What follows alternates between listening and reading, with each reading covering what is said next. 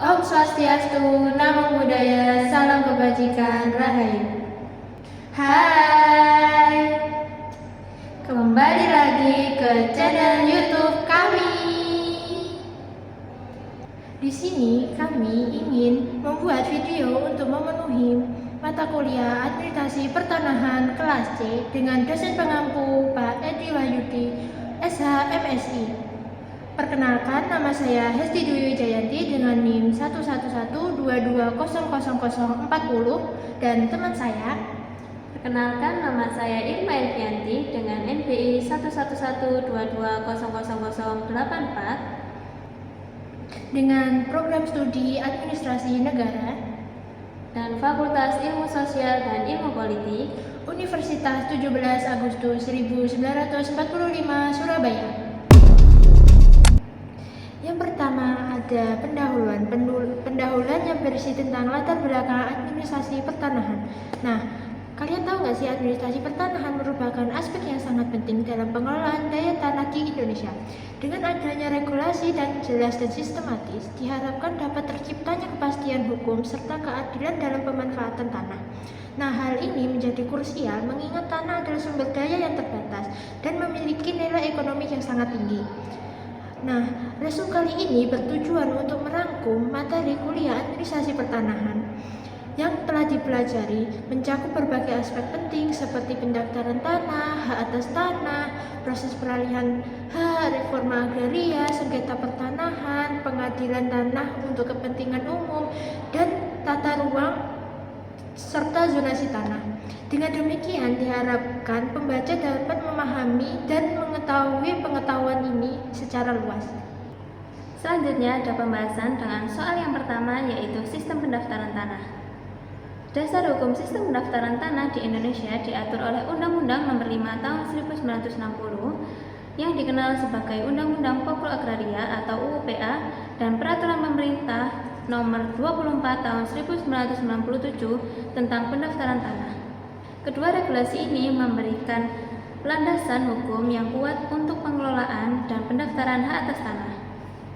Tujuan utama dari sistem pendaftaran tanah ini adalah untuk menjamin kepastian hukum dan perlindungan hak atas tanah bagi masyarakat. Dengan adanya pendaftaran, setiap individu atau badan hukum dapat memiliki bukti yang sah atas kepemilikan tanah yang mereka miliki. Jenis pendaftaran tanah dibagi menjadi dua macam, yaitu yang pertama ada pendaftaran tanah dilakukan untuk tanah yang belum terdaftar sebelumnya. Yang nomor dua yaitu pemeliharaan data pertanahan untuk memperbarui informasi mengenai tanah yang sudah terdaftar. Selanjutnya ada produk akhir dari sistem pendaftaran tanah adalah sertifikat hak atas tanah yang berfungsi sebagai bukti hukum yang sah atas kepemilikan tanah. Kita akan lanjut dan ke nomor 2. Nah, nomor 2 ada hak atas tanah dan peralihan hak. Nah, yang pertama ada jenis hak. Nah, di Indonesia ini terdapat beberapa jenis hak atas tanah yang diakui. Antara lain adalah hak milik, hak guna usaha atau HGU, hak guna bangunan atau HGB, hak pakai, hak sewa, dan hak pengelolaan. Nah, masing-masing jenis hak ini memiliki karakteristik yang ketentuan umum yang berbeda. Yang kedua ada peralihan hak.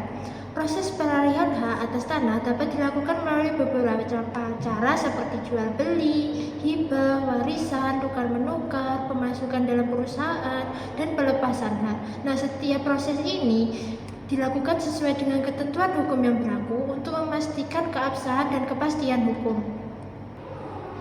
Selanjutnya, soal nomor 3 yaitu tentang reforma agraria yang bertujuan untuk melakukan retribusi tanah guna mencapai keadilan agraria dan mengurangi ketimpangan dalam penguasaan tanah. Hal ini penting untuk menciptakan kesejahteraan masyarakat dan menghindari konflik sosial yang berkaitan dengan kepemilikan tanah.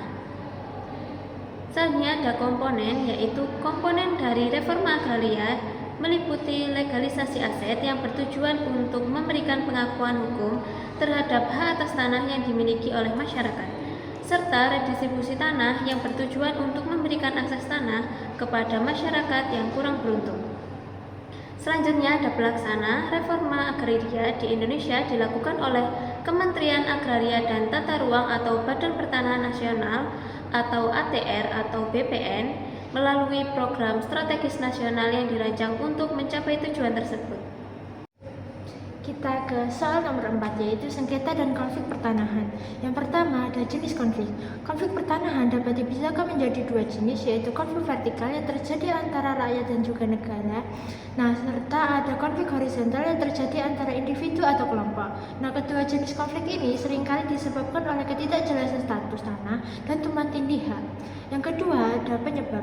Nah, beberapa penyebab utama sengketa tanah yaitu tumpang tindih hak atas tanah, ketidakjelasan status tanah, serta lemahnya dokumentasi yang mendukung kepemilikan tanah. Yang ketiga ada penyelesaian. Penyelesaian sengketa tanah dapat dilakukan melalui mediasi, peradilan melalui pengadilan tata usaha negara atau PT-UN, dan juga non-litigasi. Nah, setiap metode penyelesaian ini memiliki kelebihan dan kekurangan yang perlu untuk dipertimbangkan. Selanjutnya, soal yang nomor 5 yaitu pengadilan tanah untuk kepentingan umum. Dasar hukum pengadilan tanah untuk kepentingan umum diatur oleh Undang-Undang Nomor 2 Tahun 2012. Undang-undang ini memberikan kerangka hukum untuk pelaksanaan pengadaan tanah bagi kepentingan umum. Selanjutnya ada tahapan proses pengadaan tanah untuk kepentingan umum terdiri dari beberapa tahapan, yaitu yang pertama ada perencanaan, yang kedua persiapan, yang ketiga pelaksanaan, dan yang terakhir ada penyerahan hasil. Setiap tahapan ini harus dilakukan dengan transparansi dan melibatkan partisipasi masyarakat. Selanjutnya ada prinsip-prinsip yang harus dipegang dalam pengadaan tanah untuk kepentingan umum meliputi kepentingan umum, keadilan, partisipatif, dan pemberian ganti rugi yang layak kepada pemilik tanah yang terkena dampak.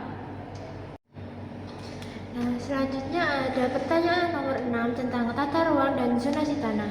Nah, hubungannya dengan administrasi pertanahan yaitu memiliki hubungan yang erat dengan rencana tata ruang wilayah atau RTRW dan juga rencana detail tata ruang yaitu RDTR.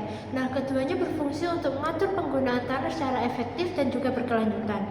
Yang selanjutnya ada fungsi zonasi. Nah, fungsi zonasi adalah untuk menentukan peruntukan tanah sesuai dengan rencana tata ruang yang telah ditetapkan, sehingga dapat mencegah penggunaan tanah yang tidak sesuai dan juga mengoptimalkan pemanfaatan sumber daya. Nah, peraturan yang mengatur tentang tata ruang dan juga zonasi tanah di Indonesia adalah Undang-Undang Nomor 26 Tahun 2007 tentang penataan ruang yang memberikan pedoman bagi pengelolaan ruang dan juga penggunaan tanah. Oke, selanjutnya kita sudah berada di bagian penutup yang berisi tentang refleksi pembelajaran dan manfaat. Jadi, refleksi pembelajaran adalah materi yang dipelajari dalam kuliah administrasi pertanahan, memberikan pemahaman yang lebih mendalam mengenai pentingnya administrasi pertanahan dalam konteks hukum dan sosial. Proses pendaftaran tanah dan pengelolaan hak atas tanah sangat krusial untuk mencegah sengketa tanah dan konflik yang dapat merugikan masyarakat. Selain itu, pemahaman tentang reforma agraria dan pengadaan tanah untuk kepentingan umum juga sangat penting untuk menciptakan keadilan sosial. Selanjutnya ada manfaat. Manfaat adalah pengetahuan yang diperoleh dari materi ini sangat bermanfaat bagi mahasiswa dan praktisi di bidang administrasi pertanahan. Dengan memahami berbagai aspek administrasi pertanahan, diharapkan dapat mendukung reformasi agraria dan pembangunan berkelanjutan serta mencegah sengketa dan konflik lahan yang dapat mengganggu stabilitas sosial. Sekian video dari kami. Apabila ada salah kata, kurang lebihnya mohon maaf. Wassalamualaikum warahmatullahi wabarakatuh. Jangan lupa subscribe dan like ya. Dadah.